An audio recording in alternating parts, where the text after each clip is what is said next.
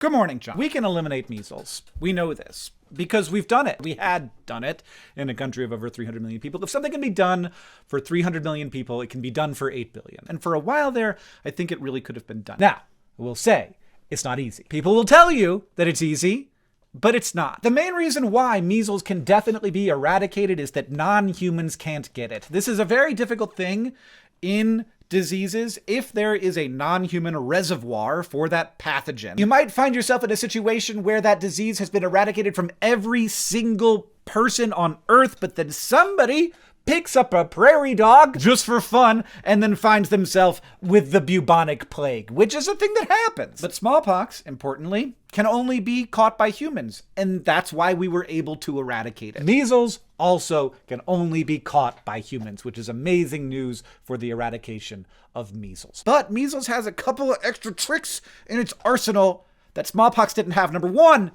it is more infectious. The average patient with smallpox maybe would infect between 3 and 6 other people. With measles, that number is between 12 and 18. Basically, you have a kid in a classroom that has measles.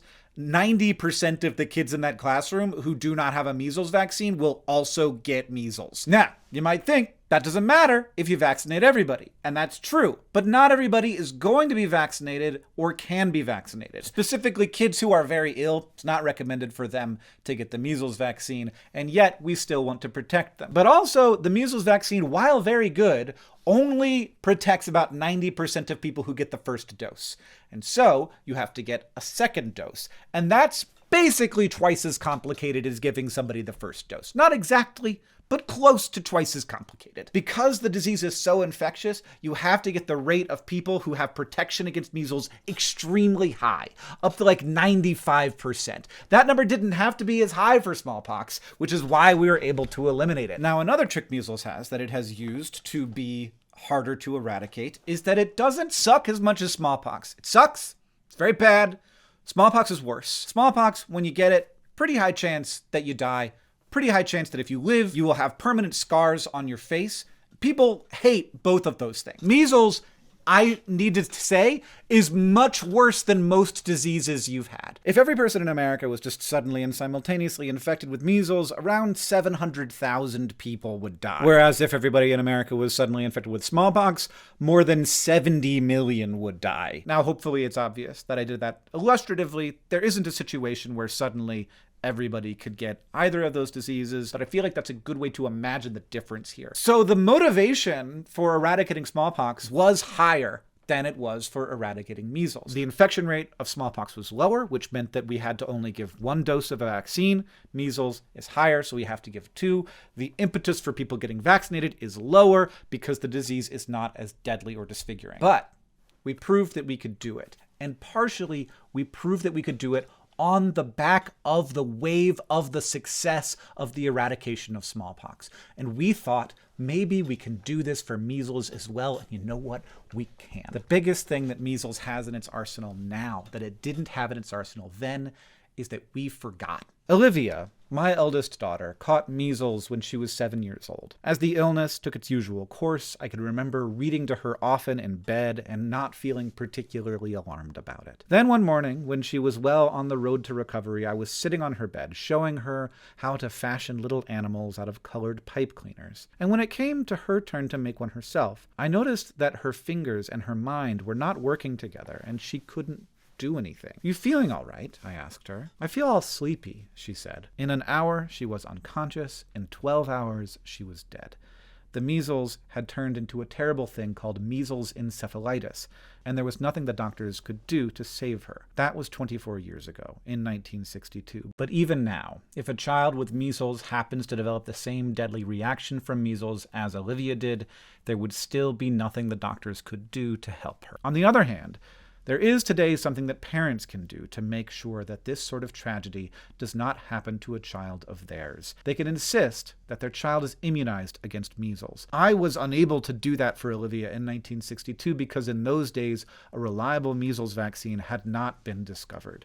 Today, a good and safe vaccine is available to every family, and all you have to do is ask your doctor to administer it. Roald Dahl is the author of many of my favorite stories. His daughter died 1 year before the introduction of the measles vaccine.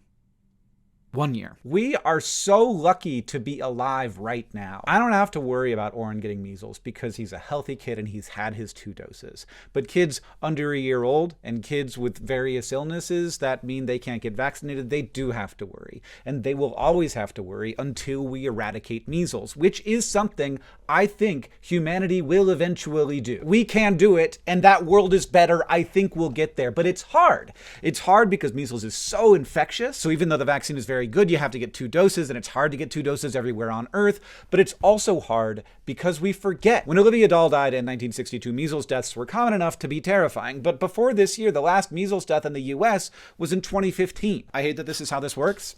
But when phony stories of the dangers of vaccines take hold, the thing that pushes back hardest against them is not me on the internet making angry videos or tweets or whatever. It's kids getting pneumonia, losing their hearing, having seizures, dying. When kids start dying, vaccination rates start going up again.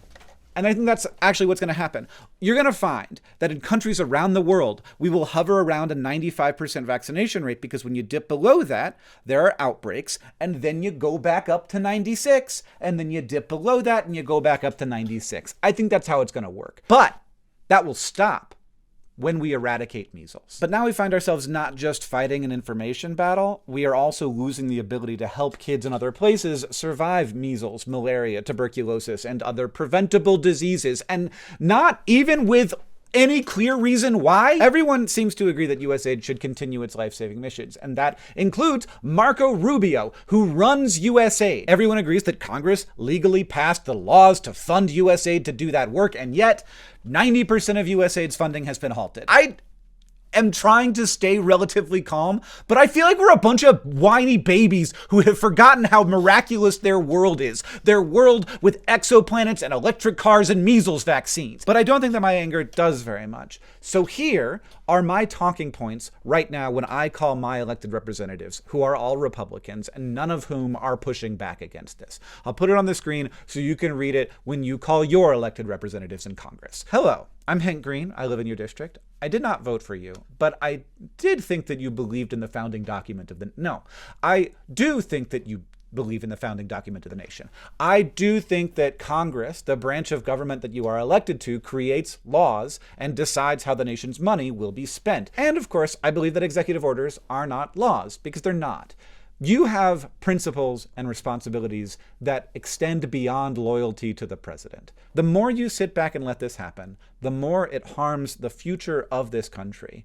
And I think the future of your party. We both know that USAID helps America by increasing our influence in the world, making other countries more stable, and decreasing the chances that disease outbreaks will reach our soil. I do think that you will eventually stand up to Donald Trump taking away your power. The question is, will you be one of the people who stands up first? And I hope you will. If you want to get that as a list of talking points rather than a script, both are in the description, as well as ways to find and call your congressperson.